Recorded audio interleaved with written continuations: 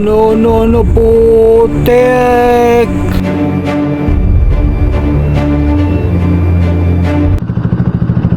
So yun, another ride, another vlog. So set up muna natin yung camera. Yan, para kita yung likod. At yun, bibiyahe ko papuntang Maribeles. So good luck sa biyahe ko. Ingat na lang. Yun lang kasi pinaka-importante sa lahat yung nakaset up lahat, yung camera natin. Kasi yan yung ebidensya natin, just in case na may mangyayari sa atin sa biyahe. Tulad nung nangyari sa atin nakaraan, yung may mga bato sa daan. So mabilis ang takbo natin. So wala nang choice para akong magpreno ko pa ng malakas. Kasi sa totoo lang, kung nagpreno ako ng malakas nun, baka mag-slide pa ako nun eh. So tama lang yung ginawa ko na di ako nag full brake. At yun yung isa sa mga natutunan ko sa mga ka-rider natin na nag-a-advise.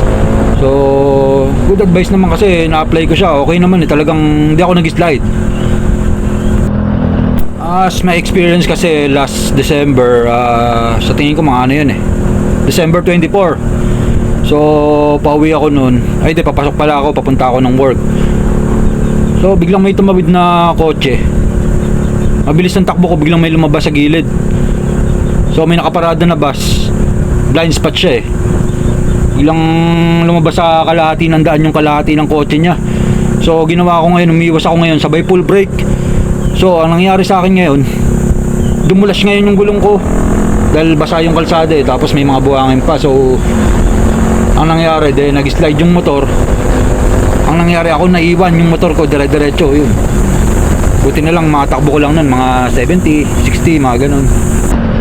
So yun, very bad experience mga men. So nangyari sa motor ko, yung brake lever niya di naman naapektuhan, pero yung guard pala niya, yung lever guard, yun ang nasira, nawasak. Tapos yung gilid sa may fairings na part, may gas-gas. Yun lang naman yung naging damage niya.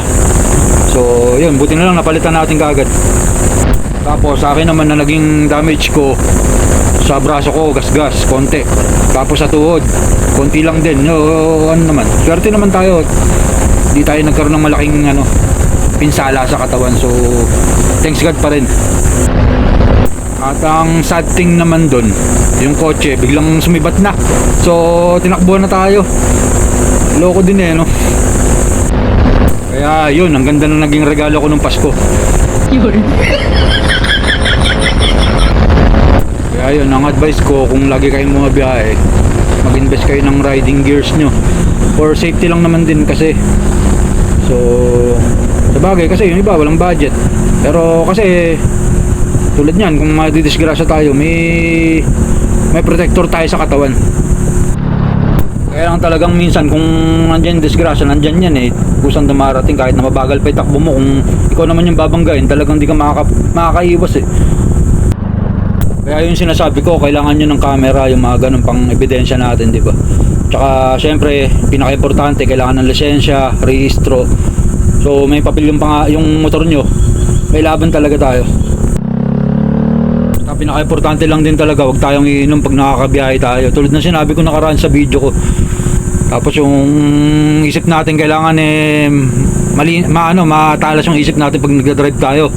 So lahat ng anggulo nakikita natin, lahat ng galaw, para kung sakaling may mga disgrasya na parating.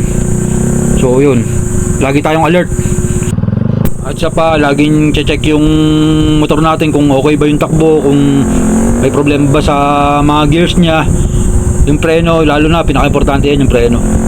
Tapos yung gulong, pag manipis na, palitan na natin kagad. Huwag natin hintayin na umabot pa sa point na dumulas tayo dahil sa nipis ng gulong natin. No, putek!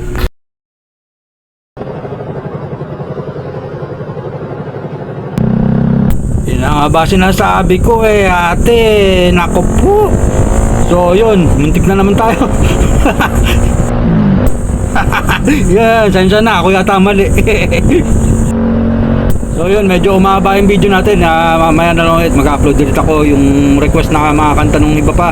So mamaya na lang ulit. So hanggang dito na lang video natin. Thanks for watching. Peace out.